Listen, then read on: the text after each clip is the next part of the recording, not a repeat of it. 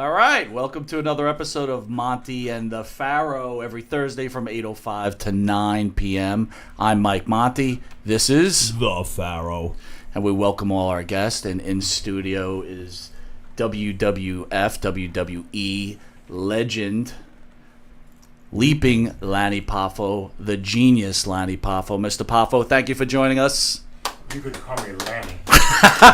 Yeah, baby. Right. Yeah. Need respect. I want to be young. You got it, pal. You also neglected to mention this is the executive consultant to Mr. Perfect, Kurt Hennig. I was once the executive consultant to Mr. Permanently. Perfect. Mr. Perfect, you're the man who's never wrong. Can you prophesize what we're about to do? By the power of the genius and the world's smartest man. Rely on my incredible IQ.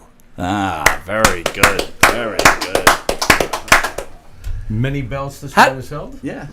We have Atlantic Grand Prix champion, Gulf Coast Tag Team champion with his brother, Macho Man Randy Savage.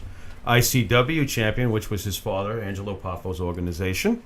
ICW Southeast champion. ICW United States champion. ICW World Heavyweight champion. Also, back in the day, ranked in the PWI Top 500, which was always a very prestigious list. Yeah, according to us, we grew up on PWI, so that's where we used to rank and look at our wrestlers. The days before the internet. Before Wi-Fi, there was PWI. That's right. Very good. Very good. It was the pipeline to all the wrestlers we loved. So, Lanny, let's jump off. I want to speak about your father, Angelo Poffo, one of the all-time greats, Angelo Poffo, sorry. Can you tell us a little bit about him and what it was like growing up being the son of the great Angelo Poffo? Wow, those are big shoes to fill. And you know what?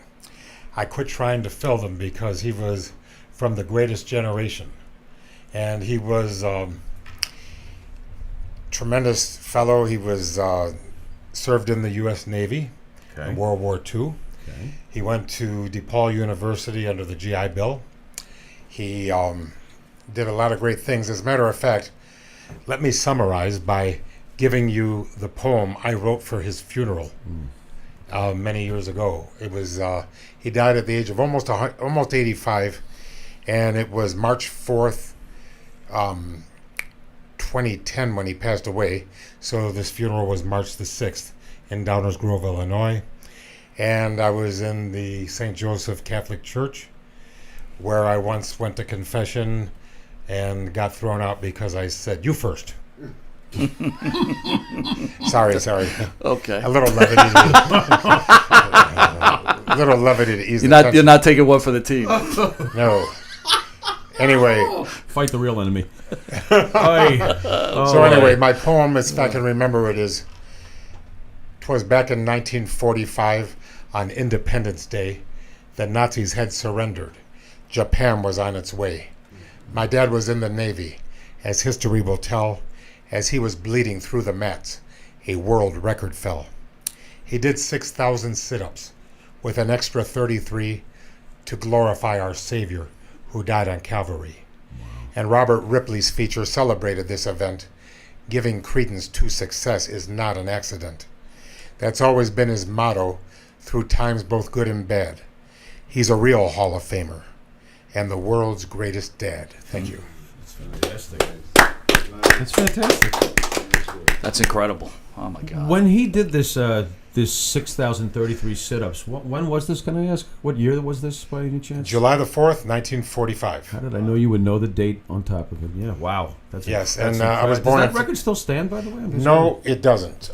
They keep beating it, but my father did it with his Navy style, with his hands behind his head. Okay. And now in the Guinness Book of World Records, they keep beating it, but they do swinging. Okay. How long did it take him to do this? Because he did this 4 hours, 10 minutes. Wow. Is everyone picturing this at home? And what was great about it, back before the internet, back before radio, television, there was newspaper or nothing. Right. And newspaper was, and you all saw the movie Citizen Kane, and that was the story of who? William Randolph Hearst. Oh, right, with the newspapers. Yes. That's right. And Rosebud. Rosebud. Oh, yes. my God. And it's a masterpiece. It was a masterpiece. Yeah. And then Yep. his Orson Welles' last words, don't let that bastard put crayons on my movie. And that was his message to Ted Turner, who colorized everything. Right. And he says, I hated when he did that. I hated that. he says, the last time I checked, I bought the movie.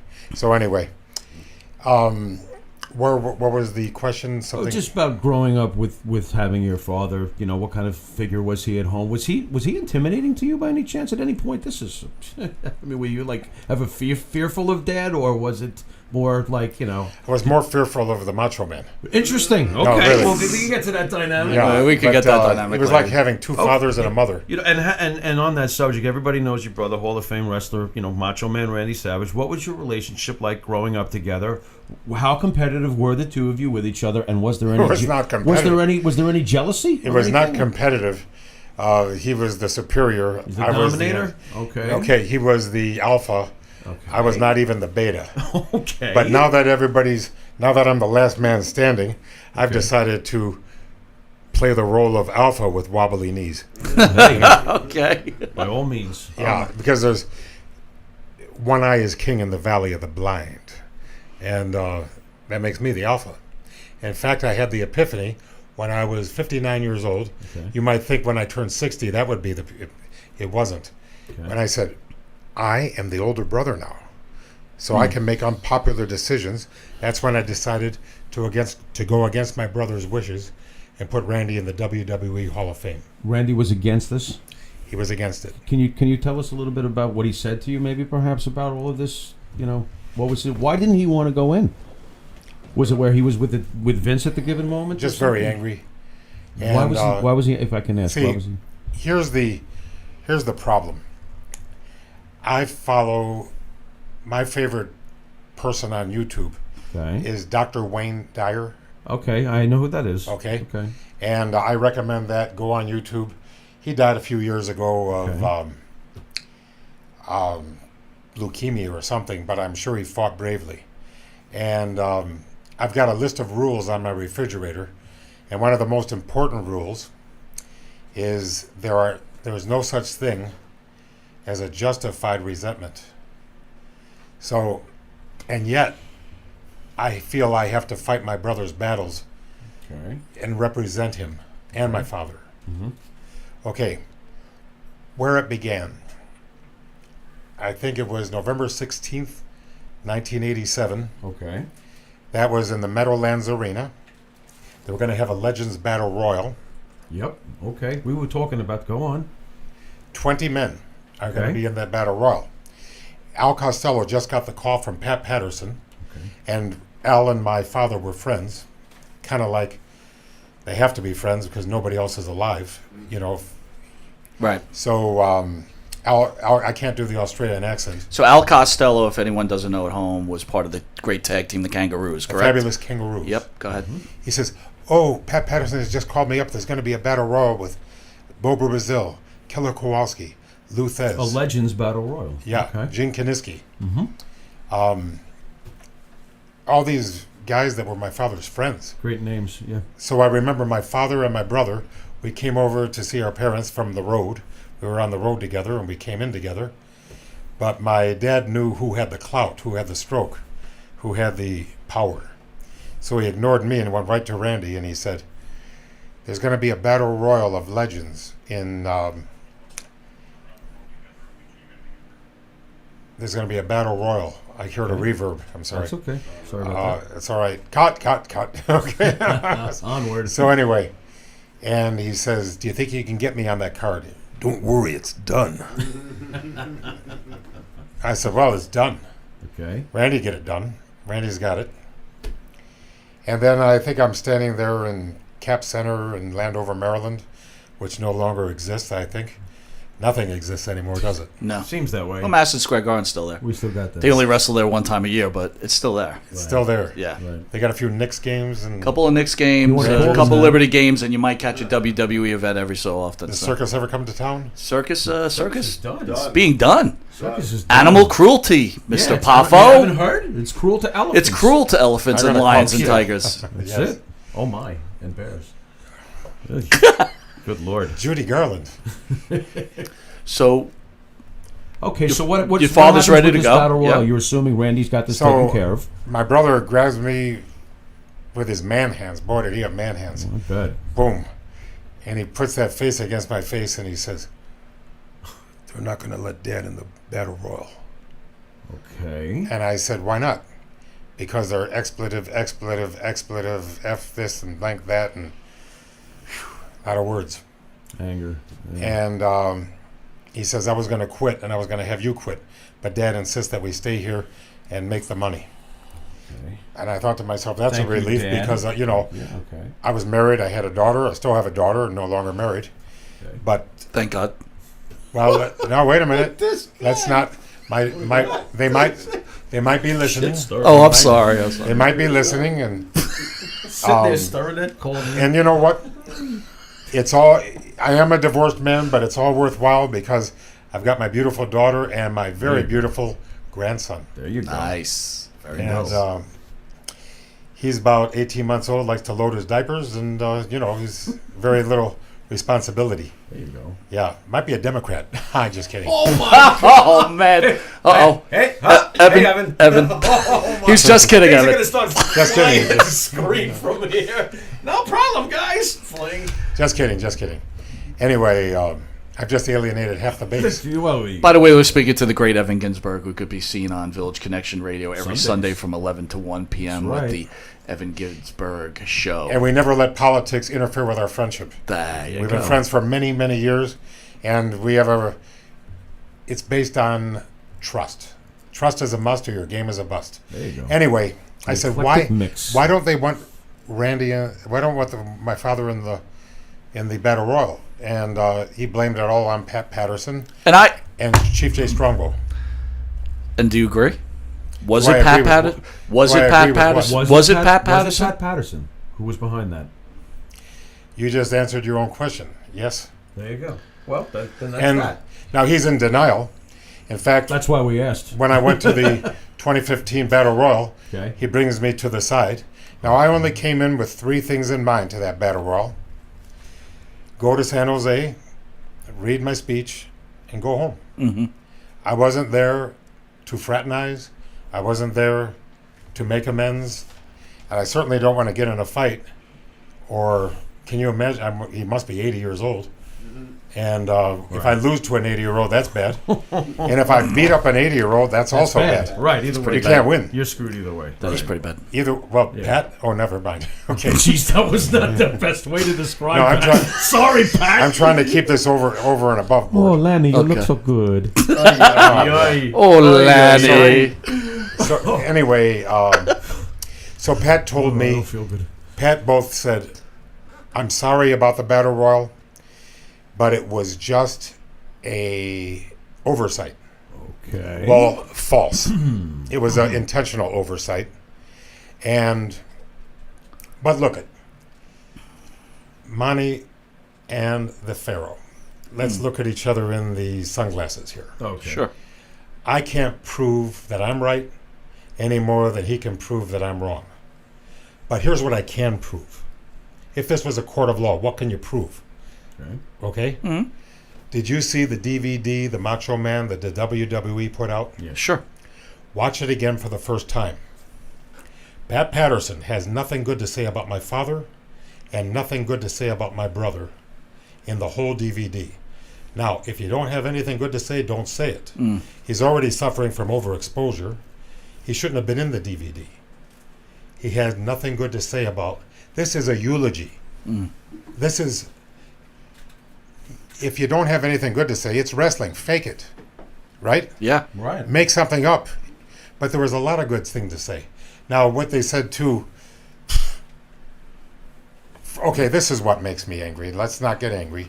Get angry, Let's man. think about Wayne Dyer and that list of rules. I have Cleanse on my- yourself, Mr. Poffo. Okay, He's cleansed. Just say what you got to say. okay.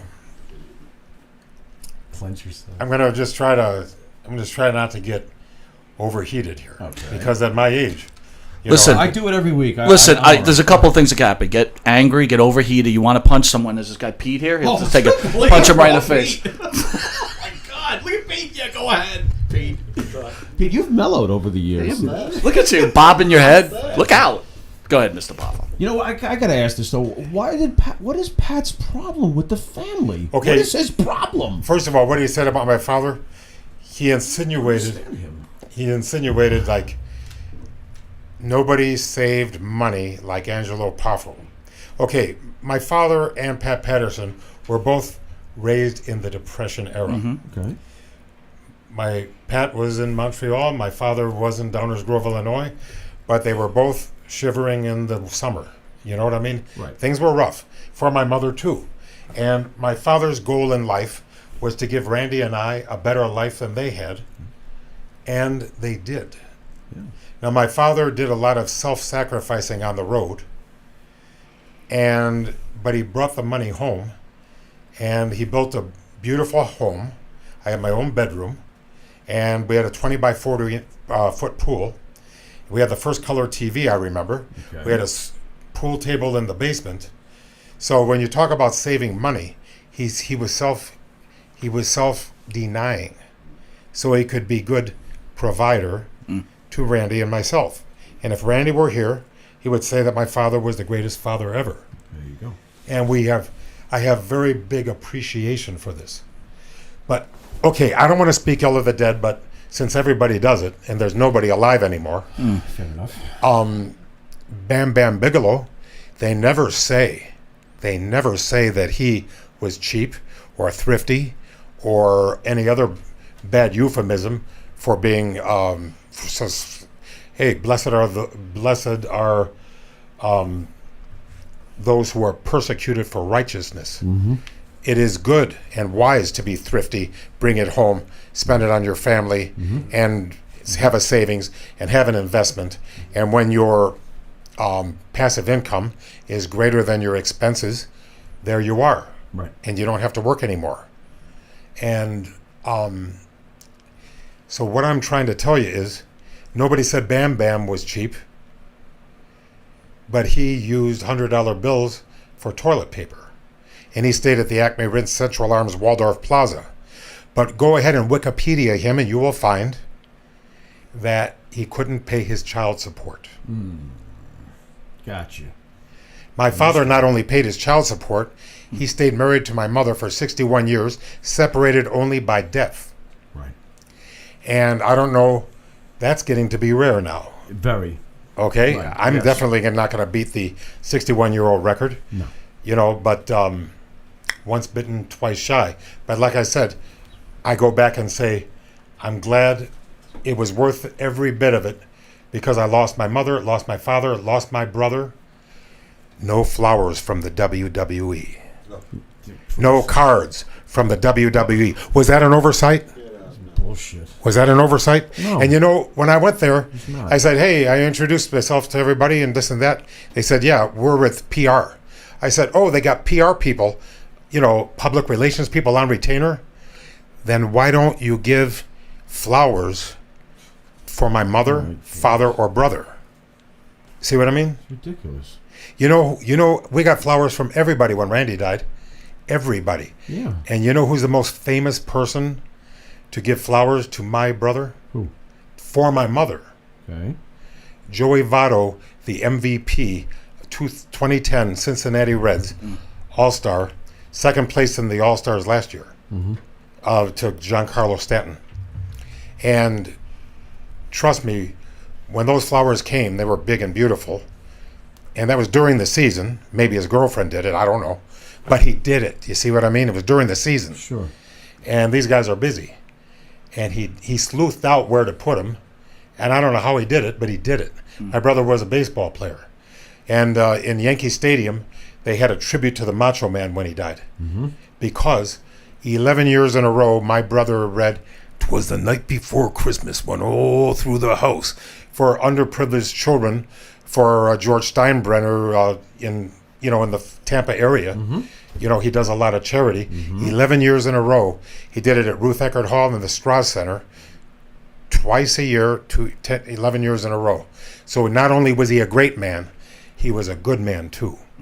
And so, you know, I told the PR people, I said, if your job is PR, then when my father died and my brother died, why did my mother get no flowers? Why did she not get a card? And they couldn't answer that. You see what I mean?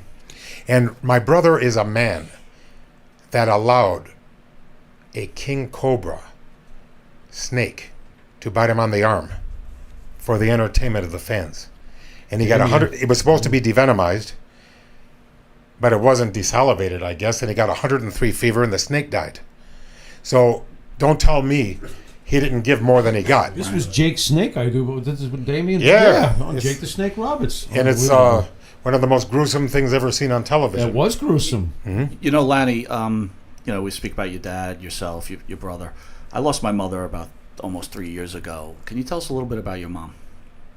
My mom died at the age of 90. I took care of her for 6 years after my brother's passing. She was Jewish, very Jewish. Okay. That's the thanks I get for all I've done for you. Gratitude, something I don't need. I wouldn't get it anyway. Oi, Lanny. Oh, my God. Oi.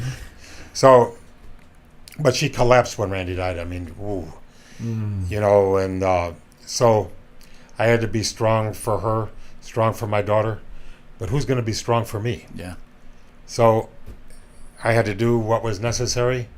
And June 3rd, 2017, she finally passed, but she wanted to go 6 years before. And my father's death, that was 1 year before my brother's. And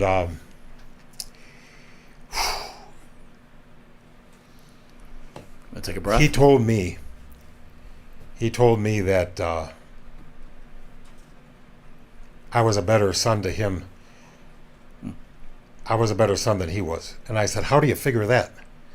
He says, because I couldn't get him in that goddamn battle royal. And I said, Really bothered him. I said, Dad knew that Pat Patterson didn't want to do it. You know what I mean? He said, I should have beat the hell out of, I said, yeah, you'd have done that. You start beating people up, and you're going to be an unemployed guy that nobody wants to work with. Mm-hmm. See what I mean? Yeah. But they were an arrogant group of people. Oddly enough, the one who gave the best advice during when this was going down and gave the most sensible advice was your father. Stay, take the money. When you probably just wanted to take your fist and ram it up Pat's, Pat would have liked that, though. Well, the one thing I'm getting from it, so I always wondered, like, you guys growing up, right, you're both athletes. How do you become wrestlers? How do you not compete with each other? Obviously, there's an immense amount of respect for your older brother. I get it. But what I'm getting out of this conversation early on is that you guys communicated a lot and discussed a lot. Can you describe the relationship between the two? Well, there was one time where he asked me for advice. And boy, did I feel important. Wow. Because, believe it or not, when he signed with the St. Louis Cardinals organization in 1971. And he stayed with them 2 years and then was unconditionally released. He played in Orangeburg, South Carolina, under the managerial expertise of Jimmy Pearsall. Mm-hmm. It was the only time they ever let him manage because he was some type of bipolar, something wrong with him, you know what I mean? And he says, oh, yeah, he should not manage people. Wait, he spoke like that while he was playing baseball, too? Oh, I remember one time, he's a catcher, and there's a bunt, and, they have to call whether to throw it to first or second on a bunt. He goes, 1, 1, 1, 1, 1, 1, 1, and everybody was laughing. But this is before he made it, you know what I mean? It's like, it was just so I don't know if it was marijuana de fumar or whatever it was, or too I can much. see him being an excellent field general, baseball. Oh, yeah. He was a brilliant guy. Yeah. And then he got released from the Cardinals and he signed on with the Cincinnati Reds organization. And then he got released there and he signed with the White Sox as a left-handed first baseman when he's a natural right-handed thrower because he injured his arm and he put in the time to throw left-handed. And he says, where's my justice? I've done the thing. He says, Randy, you've done the thing, but you throw like a girl now. Because no matter how hard you try, on the wrong hand, you're going to throw funny. Yeah. So maybe that's not politically correct, but that's what they told him. What's that? Your brain won't let that happen. I'm sorry. It's all right. I'm sorry. It's all right. Okay, it's fine. Did your father want his boys to become wrestlers? Just curious. He wanted us to do anything we wanted. Okay. I wanted to be a wrestler. When did you decide that? How old were you? Oh, Had Randy decided already he wanted to be one? he knew he was going to be one if he didn't So play what was baseball. the age when you decided I want to do this? I think we all knew that that was a good out for us. Okay. And we used to discuss a lot of wrestling and a lot of baseball. Tell you the truth, Randy was so focused, he never talked about wrestling while he played baseball. And after he got unconditionally released for the third time, and it was 22 years old, he never spoke of baseball again, only wrestling. And then I remember the time he came to me for advice, because I guess if you want to be a great wrestler, it's divided into 3 categories: your performance in the ring, your appearance, and your interviews. And Randy says, and I'll tell you what, when he first got in the ring, I couldn't believe it. Whoa, bing, bing, bing, bing, bing. And then, but he was too skinny. Okay. And then he started working out and get even skinnier until he met superstar Billy Graham, gave him some advice. Really? Yeah. Never, Some of that magical Graham juice. never mind. Never mind. But Billy Graham's a fantastic person. Is he? Sure. Oh, yes, very good guy. Okay. And he was right about everything. But Okay. Randy came to me one time, and it meant a lot to me because, here he is. He was so great and everything. And he says, Lanny, he says, I just can't figure out the interview. He says, I said, you're doing... Wait, whoa. Are you serious? Yes. This is like the greatest thing he ever wound up doing. Go on. He So says, I can't figure out the interview. And I said, I think you're doing great. He says, no, I'm having anxiety attacks. Wow. Okay. He says he's breathing up and down. He says, you're so good on the microphone. Can you help me? I said, yes, I can help you. Your name is Savage. Your hair is savage. Your gimmick is being a savage. You wrestle like a savage. Of all the wrestlers you've ever seen, who is the greatest savage type interview you've ever seen that made an impression on you? And he says, oh man. He says, King Curtis Iakea and Pampero Firpo. Okay. I said, well, remember in 1967 and 68 when we were in Hawaii and 50 times a day the station would play that tag? And Firpo was an Armenian from Argentina with a peculiar accent that you could not possibly reproduce. But I'm going to try. Okay. You are watching number 1 station in Hawaii. Oh, yeah. So I said, Randy, read that line. He says, oh, you are watching the number 1 station in Hawaii. Oh, yeah. I went, Bingo. that sounds like money. There you go.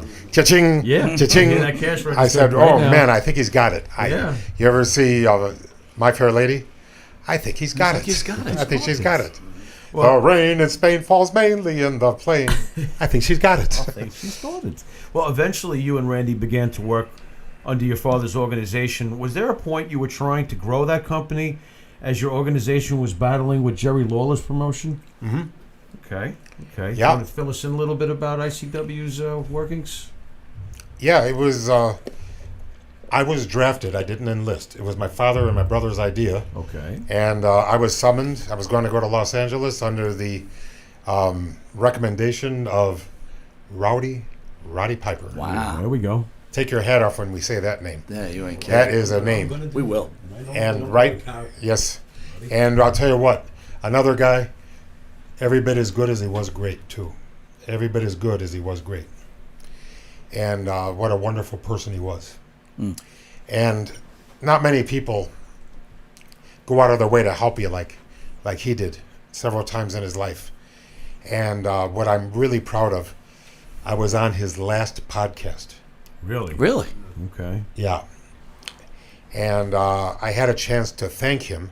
First of all, I told everybody, all his fan base, what he did for me, what he tried to do for me. And I had a chance to say, thank you, Roddy. you know, you do a lot for a lot of people, but all you get is tired. But I want you to know that I have some thanks, gratitude, respect, and, you know, I have to feel that because, you know what? In this wrestling business, not everybody's going to love you. It's very hard to rank, but where do you put Piper amongst the? I mean, what he's got to be in the one exclusive room, the penthouse. I'm assuming. Oh, he's in the room. Oh yeah, He's one of the first people in the room that's right. Yeah. because he was in the first WrestleMania. Mm-hmm. And you got to give him, you know, kudos for that. Help build the foundation they stand on now. That's right. Yep. So, so then the ICW happened. It's like the Pilgrims landed on Plymouth Rock, but Plymouth Rock landed on me. You know, so I was like, I was a baby face, and I was in charge of the picture table, the souvenirs, the merchandise, all that stuff. And it was, I found a place to get lithographs for $60 for 1,000. So you sell it for $1 a piece. Right. That's 94% profit. Cha-ching. You know, and Can then I ask how much territory was covered by ICW? Where did? it was a never-ending territory Okay. of miles and miles upon miles and miles and miles. Okay. And we went to West Virginia, went to Missouri, all throughout Kentucky, Tennessee, everywhere, So you were wrestling, you were Illinois. doing marketing. everything. Were you booking and writing, you know, the matches and No. finishes, anything like I was that? not allowed anywhere near the Was matches. that Okay. was My that Dan, father and my obviously? brother fought that out. Oh, okay. Okay. Yeah, and no, I never got another. What was your relationship with Jerry Lawler at that point? Considering you guys are. Well, Randy had a thing where we'd always challenge everybody, whoever the top guy was, to a shoot rest, you know. And Randy, that was his MO for his whole career, because if he put his tape in, whoever the main person was, in this case it was Jerry Lawler, $10,000 to a donut for your favorite charity, you know, to put pressure on him to. Of course, it never materialized, but you know, it was funny. Any real heat between the companies? Yes, there was heat between the Okay, companies. there we go. But then all was forgiven, and Randy against Jerry Lawler drew nothing but money in every town. Yeah. And they cooperated and then when Vince McMahon came a-calling, Randy stayed the extra 3 weeks to make sure he did his favors, Fulfilled, yeah. fulfilled his obligations, Okay. let the other guy get his hand raised so he doesn't leave as opposed to the Montreal screw job, Right. Gotcha. you know, of selfishness. How did you feel about the Montreal screw job, if I can just ask? Well, let me compare it by taking an odd approach. Okay. The last straw for Randy, what drove him out of the WWE, WWF, whatever it was at the time, was he was just the announcer. Right. And he felt his match with Ricky Steamboat was so great, but he felt like it ruined his life. I felt it ruined his life because he was OCD about trying to have a better match than that, and he couldn't. And the reason he couldn't is because 50% of that match was because of Ricky the Dragon Yeah, Steamboat. right, Sure, exactly. sure. And I'm sorry, without a great opponent, Sure. not that the other opponents weren't great, Right.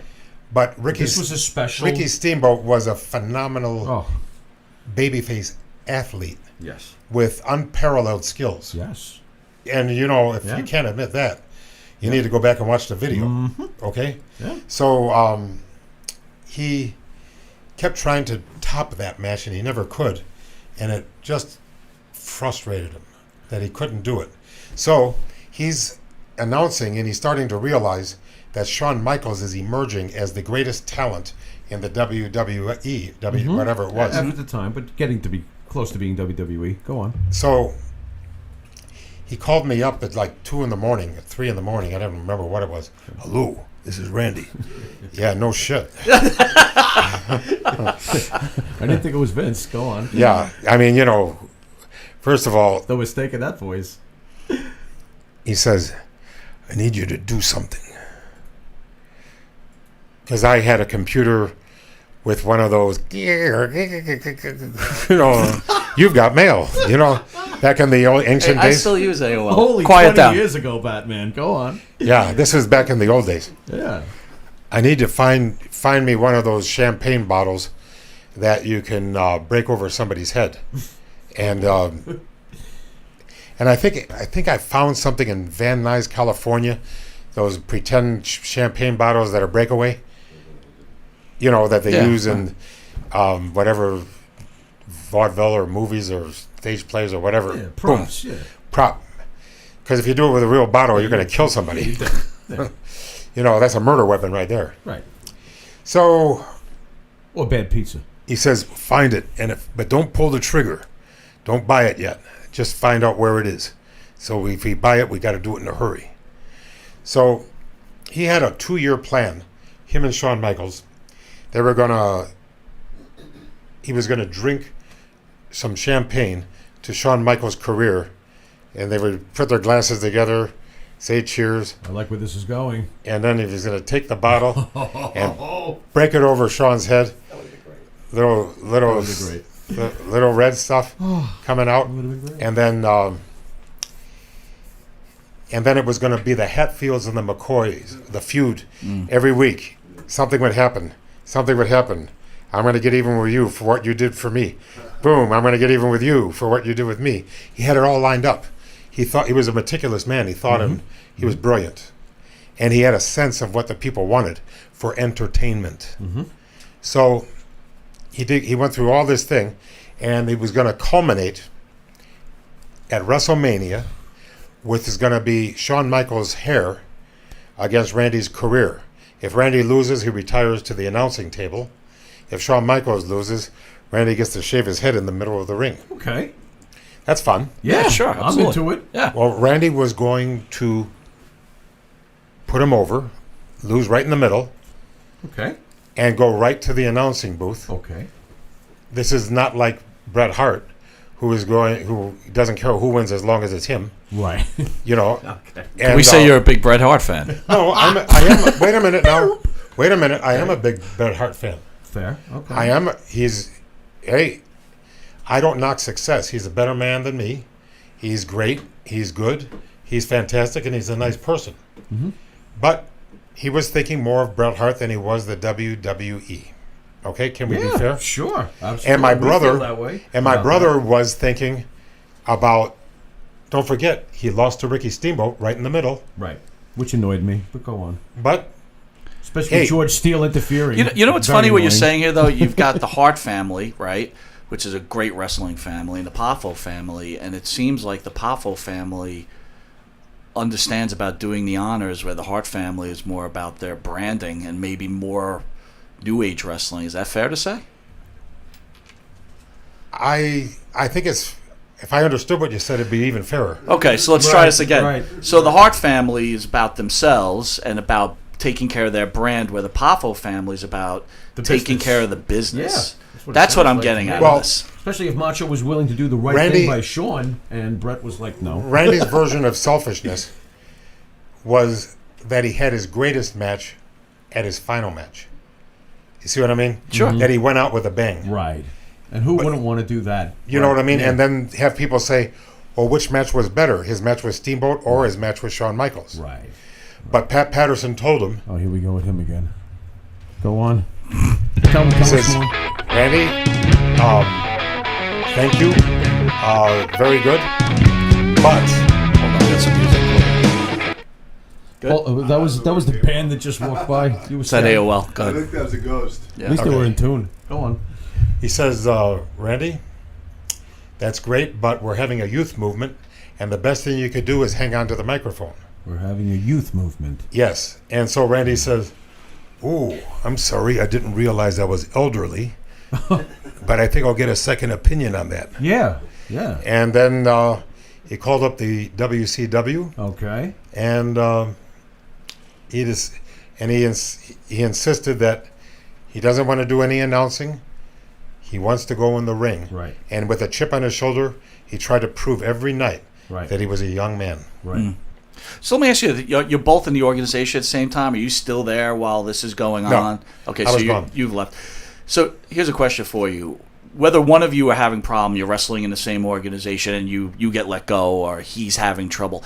How do you guys keep your emotions? I understand it's business, but you seem very close. How did you keep your emotions when you felt something was being unjust? I always kept my emotions, but my pillow knows the truth. So Are you a pillow biter? Hey, did you see pillow Corky? You biter? talking about Corky? Yeah, a little bit. Did you saw the movie? Yeah. I'm gonna bite my pillow. That's what I'm gonna do. Because you people are bastard people. You give me nothing. What can I do with nothing? Am I right? That was the movie. That is the movie. I love that movie. Man, I'm thinking that you like movies. It was like that. Waiting for Guffman. Waiting for Mr. Guffman Yes. is the name of the movie. I think you're Yeah. 100%. There you go. So anyway, Give him a minute. He'll give you the release date. You give no. him a minute. He probably will. Oh, listen, that was just a particularly great movie. Okay. And so my point is, if I had a point, the only thing that counts is what the bank teller counts. Now, in my life, I had to have a defecation sandwich, eat it or starve. The money was good. Sandwich. Well, the money was good. So I remember before WrestleMania 3, Okay. I'm in the Joe Louis Arena. They're going to do an NBC Saturday night's main event. I'm on the dark match. Now, when I was a boy, dreaming of fame and glory, did I dream of being on the dark match? That's what they use to sound check, boom, boom, boom, lighting, check and see if everything's good. Oh, number 22 is off. Move it. Okay, fine. They usually need to move their and check for focus. Mm-hmm. So that wasn't really what I wanted to do with my life. Okay. But that's what I was sent to do, and I was going to do it. Not everybody liked me, but I'll tell you, there was one guy that did like me. Pat Patterson? He liked everybody, but not that way. God, I'm throwing you off, man. Come on. Gorilla, Hang in there with me. Hang in there with me. Oh my Gorilla God, you look so good in Monsoon. pink. Monsoon liked you. Gorilla. That's You an like important guy to like you. Yeah. He says, Leaping Oh, yeah. Lanny, where's Leaping Lanny? I want to see Leaping Lanny. I said, right here. And he grabs me and pulls me into the broom closet and has his way with me. Just kidding. No, he could have, though. Wow. He could have. But he says, Lanny, I just had a big production meeting with Dick Ebersol, Pat Patterson, Vince McMahon, all the people of NBC. And, here's the problem. Andre the Giant is the biggest star of the 70s, but he's the biggest hero of the 70s and 80s. We put him with Bobby Heenan, but we really want to make him hot as a heel before his match with Hogan at Pontiac Silverdome. He says, have you ever done a blade job? I said, I worked in Tennessee. He said, I repeat, have you ever done a blade job? How many have you done? So I told a little lie, 300. And Little lie. actually it was 30. Okay. And Zero. I have it's against my religion to cut myself with a razor blade. Okay. It's against my religion, but I did it when asked, and I did it when necessary, and I didn't ever get good at it on purpose. I didn't ever get good at it. So it was important to them that you did it enough so it looked legitimate, right? That's what I'm getting Well, at? you should have seen people coming up to me. Dick Ebersol says, Lanny, you're going to bleed well for us, aren't you? Oh boy. We've never had blood before on NBC. You're going to do it for us, aren't you? I said, yes, sir. I will do my best. Oh, that's good, because it's very important to us. So bleed right. Vince McMahon comes up and says, hello, pal. Oh my God. Hello, pal. He says, you got a big job to do. I said, yes, sir. I know this. Randy comes up to me. Need any advice? I said, no, I think I've got it. So, if you've seen the video, I think I know what's about to happen here. I did a pretty good job. But I had trouble at the end getting the blood to stop. Okay. So now I've got a towel over my head trying to get, and I got 3 concerned people, Rene Goulet, Rick Martel, Randy Macho Man Savage, and me. The only ones that give a damn if I bleed to death. So I got this thing over my, and nobody thanks me. Nobody comes up and says, how you Saul doing? and Vince were having a steak. They were, you know. And guess what my reward was? Good. In the Pontiac Silverdome, yours truly played the role Oh boy. of Dennis Stamp. I'm not booked. Yeah, that's right. So, is this the thanks I get? Wow. So, I said, well, as a farmer would say, I'm sucking hind tit on the sow here. So I said, I think the only thing that counts is what the bank teller counts. The only thing that counts is what the bank teller counts. Right. And I kept my job. Other people lost their job. I stayed, sucking the hind tit on the sow. 2 years later, I'm against Hulk Hogan. Saturday Night's Main Event. And, all's well that ends well. Let's clarify this. He's victorious against Hulk Hogan on Saturday Night's Great Main match. Event. On top We're gonna of it, we're gonna was get that a in a great minute. match. I want to back up a little bit. I don't want to overlook the fact that Miss Elizabeth started in your father's organization too. Correct? Mm-hmm. Can you speak about her and some memories or thoughts on how that came about, how she started? Yes, we used to work out in Lexington, Kentucky at a gym called Sinte Sports Center. That's Cinthe. I think they were Indonesian karate people. And they had a magnificent facility. And the weights and the extras, Nautilus and weights, free weights. Cecil Blankenship was Mr. Kentucky. He was in there and everybody was, they had karate, they had bodybuilding, they had weightlifting. They had it all. And Elizabeth Hewlett was, in the mornings, the person that was the reception desk. First person you see as you walk in the door. Okay. And Macho Man had asked her out on a date. And How quickly did those two click, by the way? Macho and Liz? Was it like right away? Or? like a Vita Duarte and Juan Perón. Okay. Okay, if you ever seen Gotcha. Don't Cry for Me, Argentina. Okay. Do you want me to do the whole thing? Never mind. Sure, go ahead. You're supposed to have been immortal. No, what are you no, talking no. about? That's all I No. wanted. It's not much to ask for. Okay. No, I just did it. The truth is I never left you, not in my wild days, my mad existence. I kept my promise. Don't keep your distance. There you go. Oh, I I still love remember it. that commercial back in the day when they You were know, having the I'm stage show. not bragging, but I met some fantastic people in my life. Sure. And Andrew Lloyd Webber is the guy that beat out this guy. Lloyd Webber. And it was Marvin Hamlish. So Marvin Hamlish, he was one singular sensation. Every little step she takes, da da da da da da da. He wrote a chorus line. Yeah. And so at the time, I was drinking out of the same cup with my wife. We were in Madison Square Garden. I was early. And I said, would you meet my wife?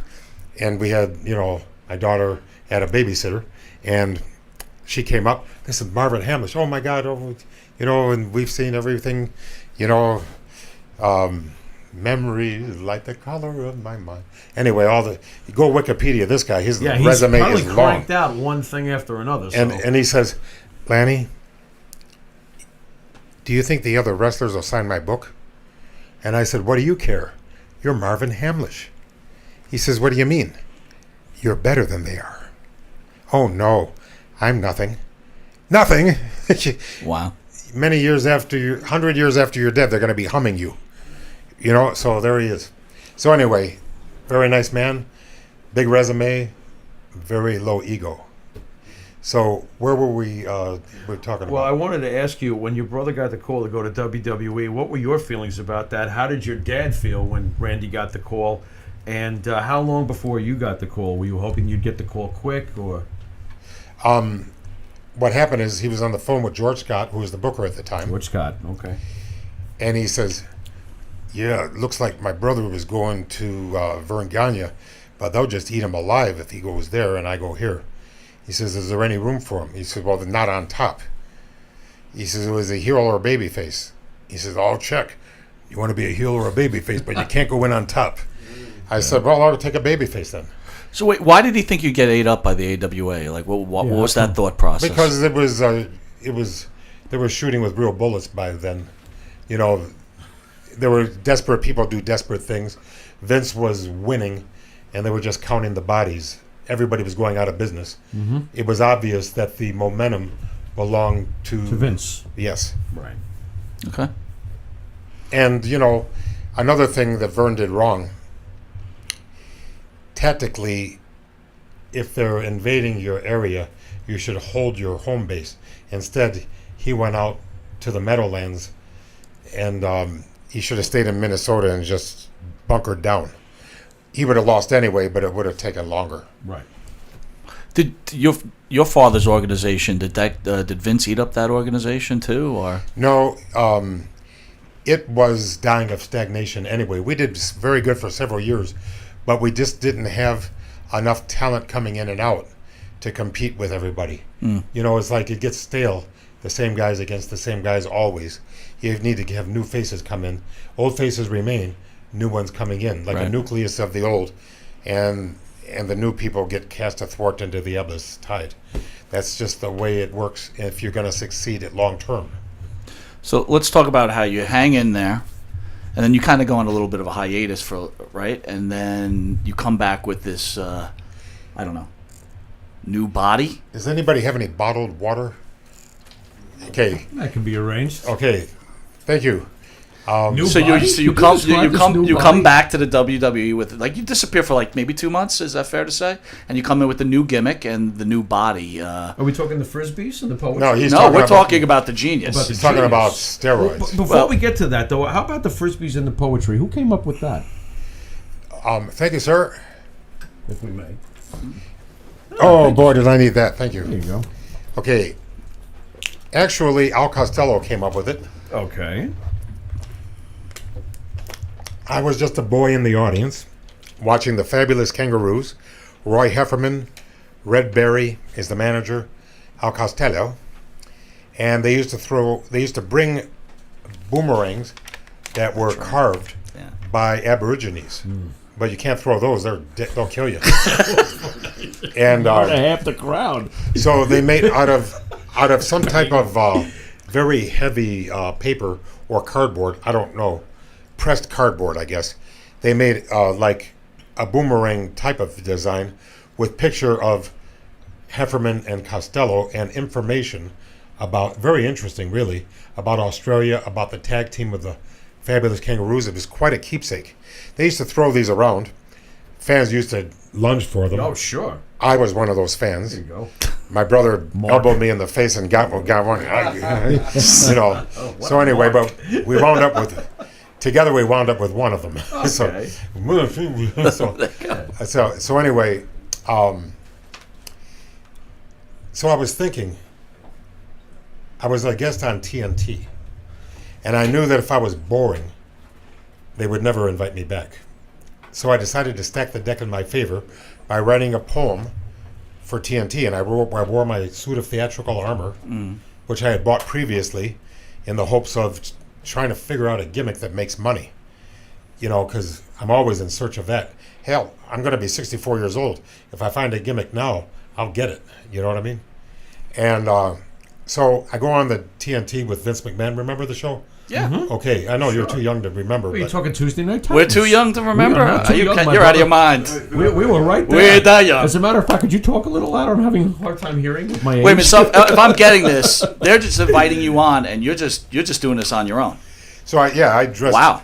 I figure I Good played my improv then. I Good played job. my aces, Okay. and I went. Let's see, what was that poem I did? Dude, if you remember this poem from He back probably then, will. I'm going to Let give me you see. It kudos. was a long time ago, and it was remember my name. okay. I hear the wires cracking. Oh boy, It's this is coming. like Don't corner yourself now. No one's perfect except Mr. Perfect. yes. Can hear him right now. This is not a perfect belt, and until it's on my right waist. I love when That you guys was- trash the belt. That was Oh, yeah. fantastic. We will So get to that, too. so anyway, it goes.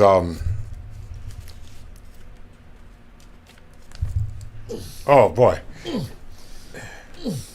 Reach harder. Don't get it. What do you want to ask him about the new body? Yeah. Well, let's bounce to that, I right? took steroids. So, that's really not. So you did Stop blocking and tell the truth. you disappear for a little bit, right? Yes, and then and I you, start do you, pu- now do they I tell go through they pump, do they you say You came do they back, say, didn't you? Lanny, we want you to have a new gimmick, or you're like, I'm coming back with this new gimmick? Yeah, like what? And- how do we get from the frisbees to the genius? and was it the pressure that you're like, look, I want to be a main eventer, and I got to get jacked up. There you go. I decided that, yes. And I'll tell you what, I am not proud of it, but I don't want to lie about it because I want to be able to look you in the eye and say, please don't. I got away with it, but you may not. Right. Okay? And I think I got away with it. Oh, you know what I mean? I don't know what long-term effect it had. But I was on it for 5 months. Why did you do it? Was the pressure too much for you, or was there a lot of was pressure? sick And of how being- rampant was this usage? I knew this was it wasn't illegal yet. Okay. It was the opportunity of a lifetime. I was tired of being a jabroni. Okay. I wanted to be a big deal. Mm-hmm. This was my chance. Mm-hmm. And thanks to Hulk Hogan, it all came through for me. Mm-hmm. When I took my shirt off in the locker room, everybody says, holy sh-. And of I course- said, holy shit. Yeah, I remember when man. you came back. I Yeah. said, holy shit. Oh yeah. But the thing is, yeah, they said that, but I was still in the locker room with the Ultimate Warrior, you know what I mean? Right. Warlord, Barbarian. Holy balloon In arms, other words- Batman. In other words, all I got was a participation trophy. That's Pretty hilarious. much. You could have coasted down one of Warrior's veins. Oh, my Here's, God. here's a question that bothers me a Seriously. lot.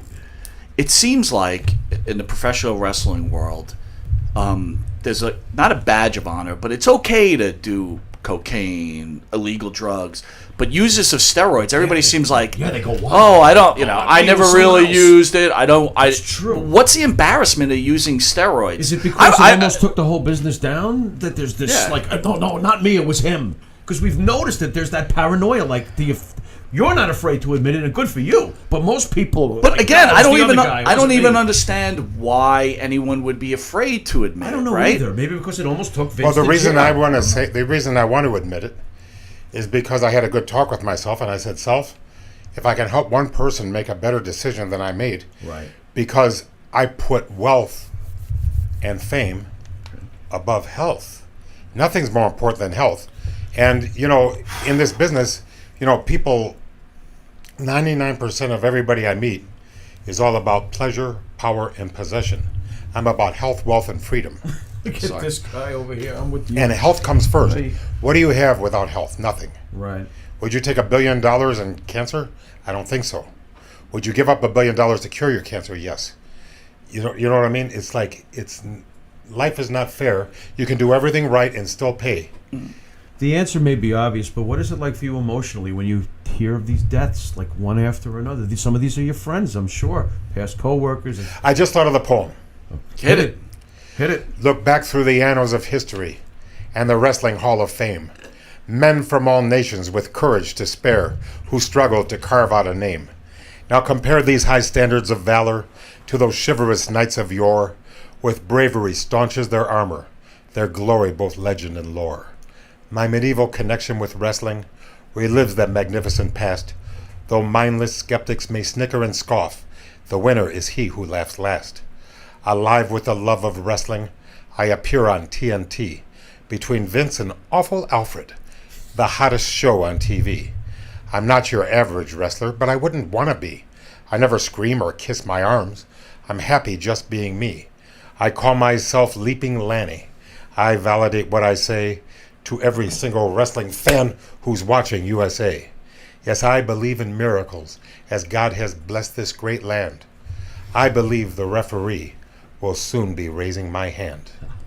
And then after we go to commercial was black, awesome. Well, hold Vince- on. I got to applaud that, man. Holy cow.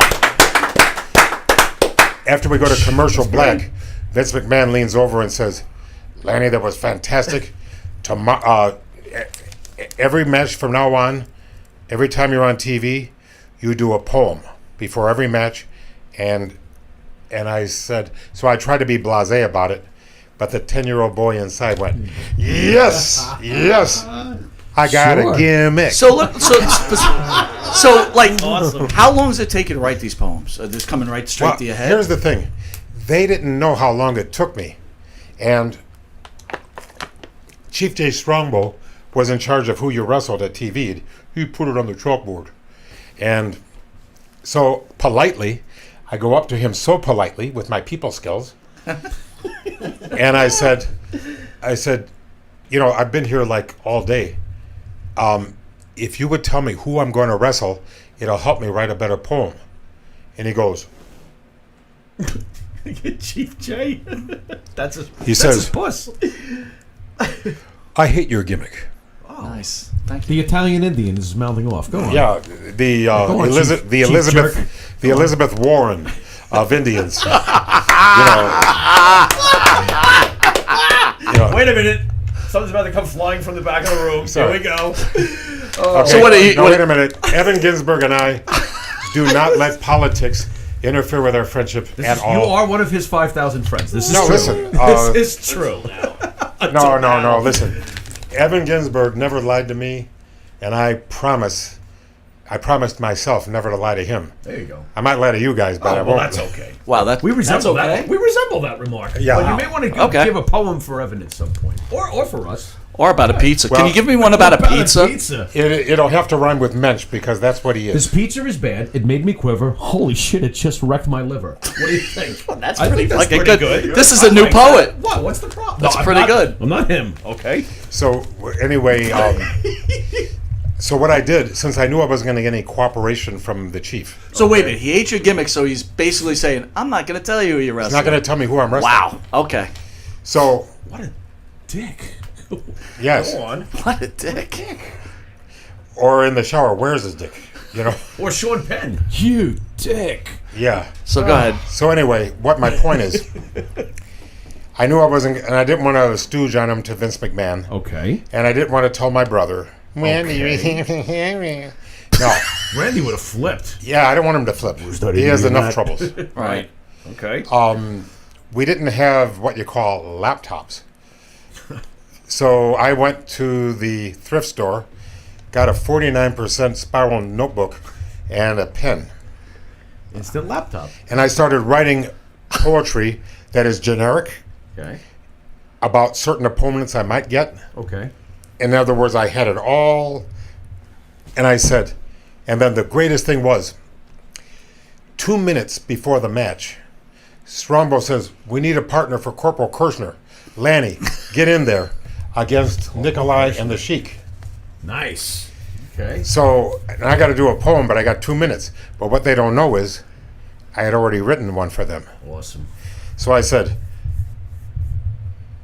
if Volkov comes from Russia and the Sheik comes from Iran, I have a question on the minds of every single fan. Every time your mouth is open, you must put our country down. If you hate us all so much, then tell us why you're still around. There's so many boats and planes that leave our country every day, and I'd gladly buy 2 tickets just as long as they're one way. Because a lot of people fought and died to keep our country free, and we're sick of seeing both your ugly faces on TV. So with Freddie Blassie at your side, just step into the ring and salute your native homelands as the Russian starts to sing. And when the bell is sounded and the match is underway, some American inferior might kick your big red A. Wow. That's a great. That's another awesome one. Just cranks them I out. wonder. So anyway, one of my favorite people Okay. in the WWF, WWE, whatever, Bruce Pritchard. Okay. He says he sees me in Chicago and he says, Lanny, in 4 days you're going to be on the Brother Love Show, That was the best. and you're going to make me the doctor of love and everything. And I don't even remember this one, but it was I had a chance to go on YouTube and look up Brother Love, the Genius, and people still remember that. And I think that was the moment that Hulk Hogan noticed me Okay. to decide to work with me. You know, that I had a chance to do his podcast, and I had the chance to see him about a month ago. Brother Love, Bruce Pritchard, and His podcast is excellent. Mike turned me on to his. you better believe it. Excellent. It's a You better huge, believe it. great Excellent. podcast. And he's an excellent person. Okay. And I said, you know, wrestlers come and go, and we've done a lot of stuff, and nobody remembers anybody because it's all a bunch of scrambled eggs. But people still come up to me, and they remember the time I was on the Brother Love show. And thank you for giving me 4 days to come up with a poem instead of handcuffing me and doing it that day. Because, if I put some time into it, I'm going to do a better job. Sure. Because Anything else? it's it was he really, it was heartfelt. I think we were on the same. Was this the simpatico. point that you realized that the character was over with the crowd? Because if I can say so, your character, the thing that I found most effective about it was as a heel, the genius was incredibly irritating. You wanted to choke him. Oh, I want to kill this guy. Like when you beat Hogan, we literally called each other like, he just beat Hogan. We would What an injustice. You know? Yeah, it was. Might have been the worst day of my life. I was rough. It was tough. You beat Hogan. I was like, he beat Hogan. I was furious. Like, this guy beat Hogan. Did you cry at that? I might have. It was close. Yeah, it was rough. Yeah, not like you and Hogan. Who decided to put But, you with Kurt Hennig? And Here's here's a tough question for you though. What magic Did you know that Kurt was. had problems, and did you ever try to help him with his problems? Were you aware of his demons? If he, Okay, who put me with him? I don't know. really, I don't know. I just Really? saw. All of a sudden, I'm with Kurt you Hennig, guys were magic Right. together. and I knew better than to question it. Okay, But believe it or not, were you happy about hearing that? I was delighted. Yeah, I gotta be psyched about that. Here's something nobody knows. Okay. When Kurt Hennig first came to the WWF, I was his bitch. What? Describe this being Kurt Hennig's bitch. I was wrestling him in every town, Okay. and he would win in every town, 20 towns in a row. Hey. But he never hurt me. Okay. He always made me look good, and he was always decisive at the end with his finish. And Randy says, "Man, you're having great matches with Kurt Hennig. How is he to work with?" I said, "Smooth as silk." Were you learning when, like, working with a guy like that? No, I was listening and Okay. obeying. Okay. Okay. I was listening and obeying. All I was going to do, see, I was there to enhance him. Okay. And he was such a gentleman. He would always thank me. Not everybody did. Some didn't. If I could wrestle Kurt Hennig as Leaping Lanny, if I could wrestle Kurt Hennig and lose, Terry Funk and lose, Harley Race and lose, Bob Orton Jr. and lose, I would look better and be more popular than if I had defeated Barry Horowitz. Right. I understand. Because Barry Horowitz was a good wrestler, but he didn't understand how to get heat, or even that he should get heat. Okay. When I was the genius, I used to get what we call cheap heat. Oh, yeah. Cheap heat. Oh, yeah. And to me, cheap heat was good enough. Sure. It's very like, effective heat. yeah, like, Very effective. and I enjoyed the genius character, and I miss it a lot. Can I ask who you had? I did catch the middle finger before to those who were not kind or not upfront with you. Who do you have heat with in the business during your time, your run? Was anybody really is a real prick and deserves to be called out here? You got anybody? There's got to be someone deserves the King Jackass title. Okay, let me ignore your question and go back to Pat Patterson. Back to King Jackass. You were saying No, listen. He was, in 1967, I had a chance to be in Cow Palace in San Francisco, Okay. 12 years old. My brother was 14. My father was there for 3 weeks for Roy Shires. Then we went to Hawaii. I saw Ray Stevens and Pat Patterson against Pedro Morales and Pepper Gomez. Mm-hmm. I promise you, for any money, you can't get more entertainment ever in the history of wrestling. I went bing, bing, bing, bing, bing, bing, bing. How much can these fans take? It's like, So Pat was influential. when you Pat, I said some bad things about Pat, and I meant them. Understood. But I never said he couldn't work, Okay. and I'd never said he didn't have a great brain for this business. Sure. Sure. So don't ever get the Sure. impression that I'm going to let my dislike for him, Fair. don't take away everything from the guy. Right. I don't knock success, and Vince McMahon wouldn't have had him in that position Right. if he wasn't worthy of it, because Vince McMahon, well, here's Vince McMahon's, this is his MO. Like, here's some beautiful lights in this studio, right? You must have a lighting man. Well, Vince McMahon had several lighting men at every production. And he hired only the finest lighting men in the world, and there was a foreman to make sure of this. You know, an expert in a lighting team. And he would overpay them so they didn't want to leave. And then he would stress them out so they would give even more of their best. And that's Vince's MO. He overpays you so you don't want to leave. He stresses you out so he gets the most out of you. And then when your brother dies, he doesn't send flowers. Okay? Now, I don't know. You see what I mean? Do you think? found But our heat. do you think? Wait a minute. No, but Disturbedly. look, I'm not. When he's I done don't. with you, he's done with you. That's Which that's. is BS. And I'm wondering if that's his way hate that. of controlling his business. I'm not saying it's right. What that I'm not, is. you know what I mean? But is it maybe someone's way of controlling, you know, not getting too close to the boys, not making sure he doesn't care enough? I don't know, but he should have sent flowers. Absolutely. Absolutely. To my mother, Yeah. if Joey Votto can do it, he can do it. Understand. Yeah. And that was during the season. Sure. So, and we got flowers from everybody. And we got, that went worldwide when Macho Man died. That was huge. I'm not sure if you filled this in for us, so I'm going to ask, what exactly was the parting, if I can ask, between Vince and Randy? How did that end? As far as Randy basically was like, he wanted him to just stay in the announcing booth. He wanted to wrestle, I mean, right? was there any final conversation you could share with us, or anything like, Randy's I wasn't I'm th- out of here? I or- wasn't there, but he said, well, if you're having a youth movement, I'll get a second There you opinion. go. Right, and that was basically And he it, got a huh? second That was the opinion. last conversation. Turned Wow. out that Eric Bischoff didn't think he was too old. Okay. But then, a couple years later, he got some 3 knee surgeries in a row, which never did take. And, with a man as physical as Randy Style was, I'm afraid that he became too old. You see what I mean? Yeah. You're as young as your knees.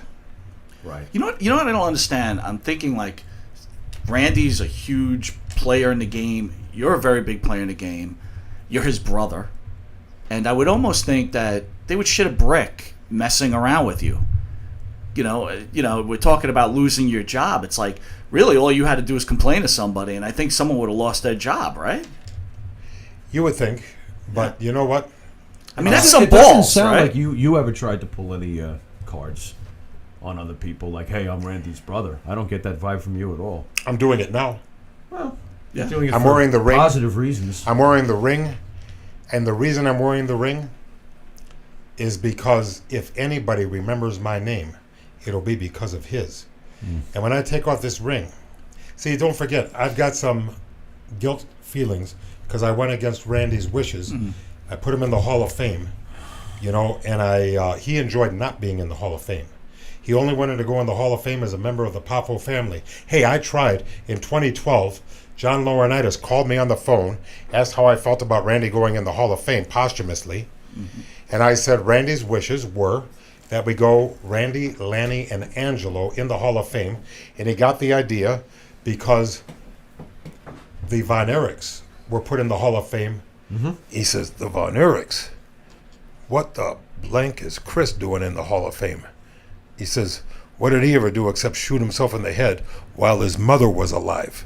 When you think about it, Man. how can you do that while your mother's alive? You know what I mean? Aren't you afraid you might hurt her? You see what I mean? Do you ever consider that's a selfish move? Sure. Why don't you do it when your mother's not alive? See, anyway, people kill themselves. That's a selfish thing. So anyway, he says, then he started teasing me, Lanny, you're better than Chris, even you. So Randy. so I said, so I put the claw on him. Wait a minute. Only That's my Baron gimmick. Von Monte That's my puts the gimmick. claw on. No. That's Lanny, you great. seem like you have a lot of respect for Hulk Hogan. Again, as wrestling fans and fans of you and love fans of Hogan. your brother. What was the problem between Hogan and your brother? They seem to have had this on and off relationship. What really was it? Just competition, or was there something that went on that people just are unaware of? Well, I love my brother and I love Hulk Hogan. Both of them have helped me so much. I've also got Dr. Wayne Dyer. There's no such thing as a justified resentment. I'll say that the person who threw gasoline on the fire was a shock jock in Tampa named Bubba.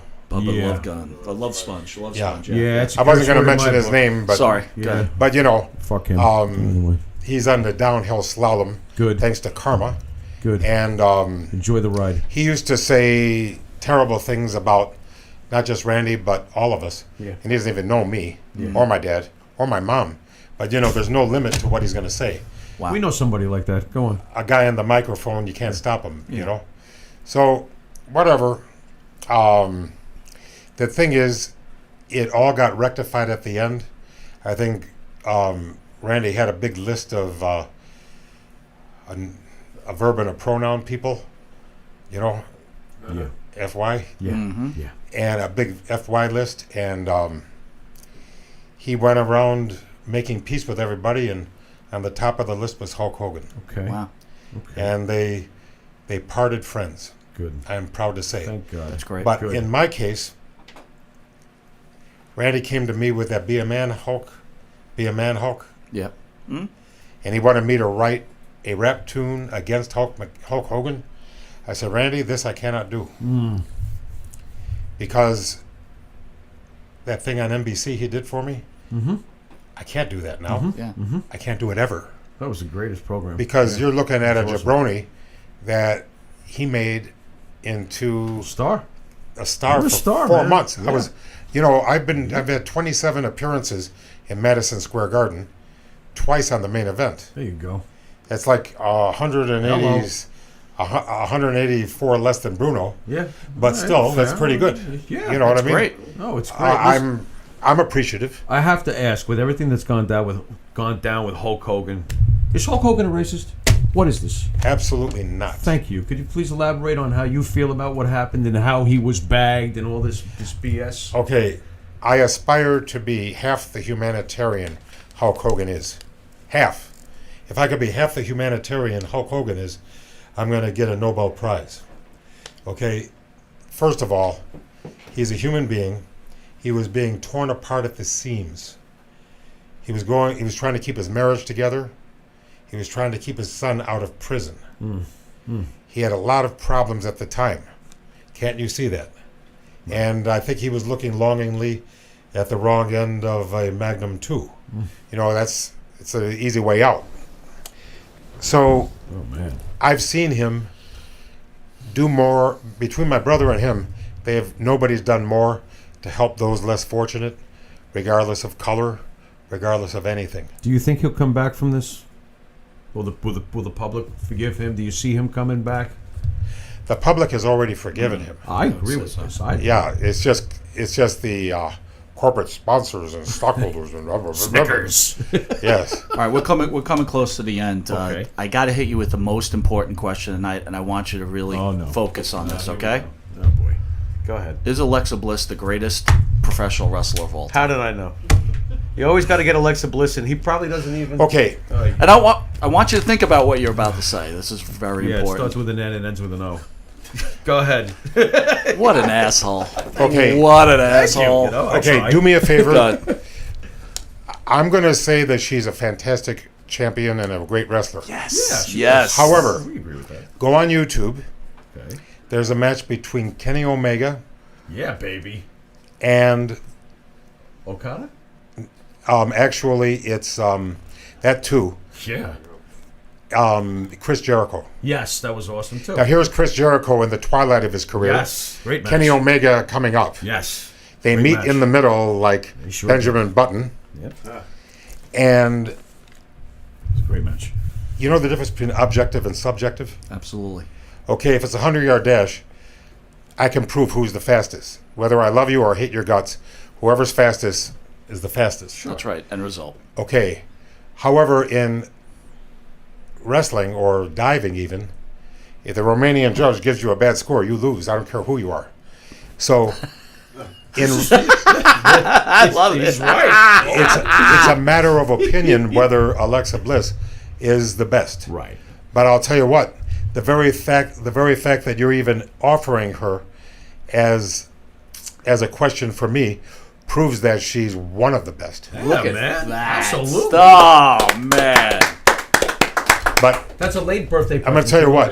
It is. I'll tell you what, Kenny Omega Amazing. and all these, anybody that says, what can I do to entertain these people in a way that nobody's done it before? Right. As the genius, as Leaping Lanny, I tried to do it.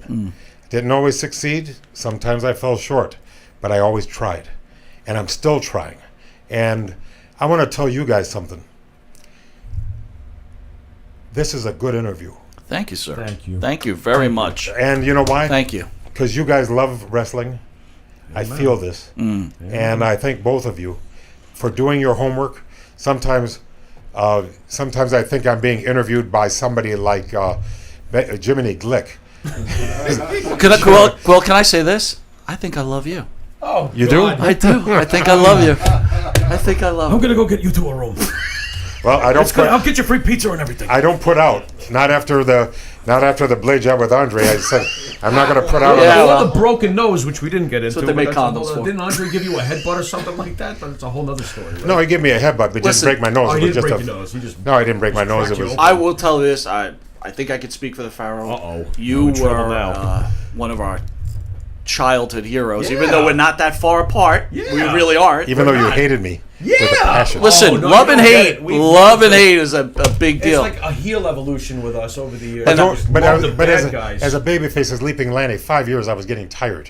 Right. I needed rebirth. You were so good at well, that. I will. And a couple of Genius sh- was couple I of will shots tell of- you. Couple of shots of Deca. You Please, came for the Hall a of couple Fame, please. couple of shots of Deca, and you were I was But I'll tell you rocking. what, and I'm warning you.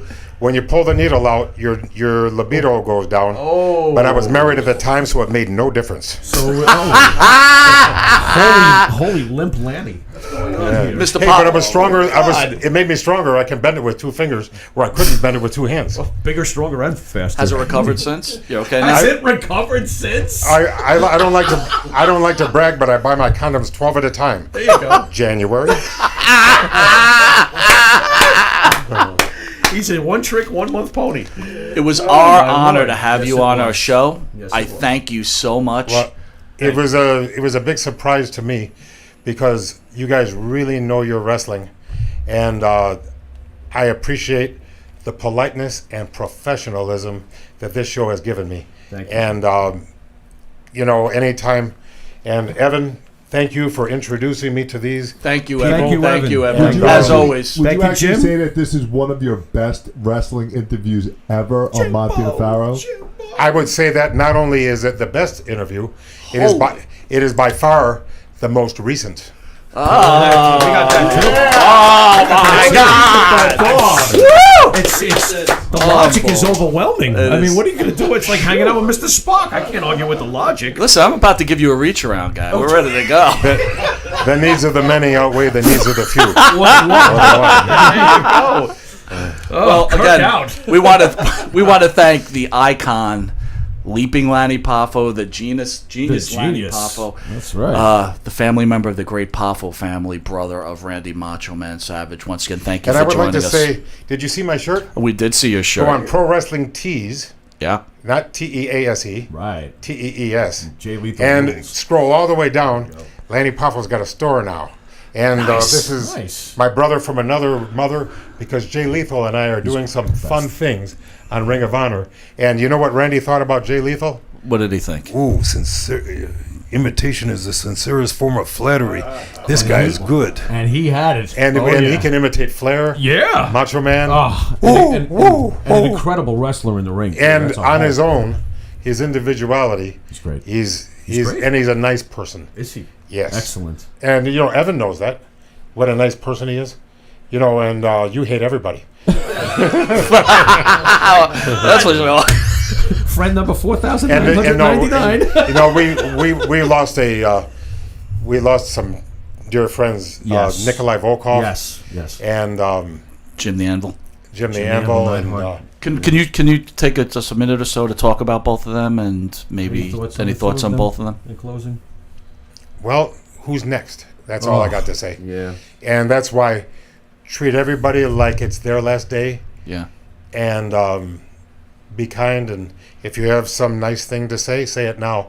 You won't have a chance tomorrow. Well, I love you, brother. Thank you for I love coming you on. guys. Thank you for coming I on. love you guys, and Thank you. we're gonna be. We're gonna be friends. We had fun on the car ride. Yes, we did. Yeah, we did. And Thank you, Bartman. yes. Yes, we did. It was Thank- a great ride. Are we there yet? Are we there yet? Are we there yet? Are we there yet? SpongeBob. Well, are you, we you're there gonna have yet? you're gonna have a fun on a car ride home, Yeah, so we you'll be are. all right. Yeah, it's been a All right, day. well, so this has been another episode of Monte The Pharaoh with the great Lanny Poffo. Thank you so much for this wonderful interview. And once again, I would be remiss not to say thank you, Mr. Jim Savelli, for every week giving us this opportunity to produce this wonderful show. Village And Connection, number one. Village Connection is where you have to be. Catch us next week, Thursdays, 8:05 to 9 p.m. Don't forget a special this Sunday edition at 3 p.m. In studio is Val Venus. Hello, Monty. And again, Wanley, thank you again, sir, for gracing us with your presence. Catch us next week, everybody. Thank you. Later.